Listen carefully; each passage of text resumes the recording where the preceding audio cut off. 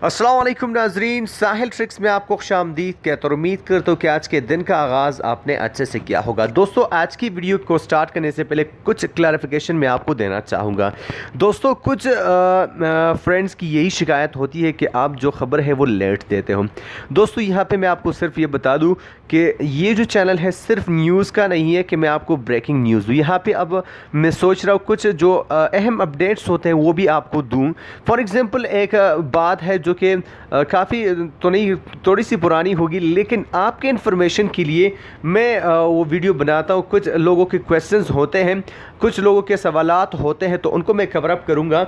अब आप सजेशन दे सकते हैं, शिकायत कर सकते हैं, आप का हक है, लेकिन यहाँ पे आप मुझे भी ज़रा समझिएगा, क्योंकि बहुत से लोग रिक्वेस्ट करते हैं कि क्वेश्चंस करते हैं तो उनका जवाब देना भी ज़रूरी होता है। तो वीडियो को आपने लास्ट तक ज़रूर देखना है। अगर आप मेरे चैनल साहिल ट्रिक्स पे नए हैं तो चैनल को सब्सक्राइब ज़रूर कीजिएगा। यहाँ पे बेसिकली हम एक क्वेश्चन को कवर करेंगे। जो क्वेश्चन है वो ये है कि अगर खुरूज नहाई यानी फ़ाइनल एग्जैक्ट आपने लगाया हो, लेकिन आपने आप सफ़र ना कर सके हो, इस दौरान मुकर्ररा मुद्दत अगर गुजर गई हो, तो इस सूरत में आप क्या कर सकते हैं। तो आज की वीडियो में हम बेसिकली इसी क्वेश्चन को जो है वो कवर करेंगे। अब यहाँ पे इस क्वेश्चन को कवर करने के लिए स्पेशली चूँकि जवाज़ात का मसला है, तो जवाज़ात का इसके बारे में क्या कहना है मैं आपको यही बता रहा हूँ। अब मैं आपको बता दूं कि खुरूज नहाई लगाने के बाद 60 दिन के अंदर अंदर आपको सफ़र करना लाजमी है। फॉर एग्ज़ाम्पल, अगर आपने आज खुरूज नहाई लगाया है तो 60 दिन के अंदर आपने सफ़र करना है। अगर आपने सफ़र ना किया तो 60 दिन से कबल इसे कैंसिल करवाना लाजमी है। अगर आपने फ़ाइनल एग्जैक्ट लगा लिया तो सबसे पहले तो आपको जो है सफ़र करना आपको लाजमी है।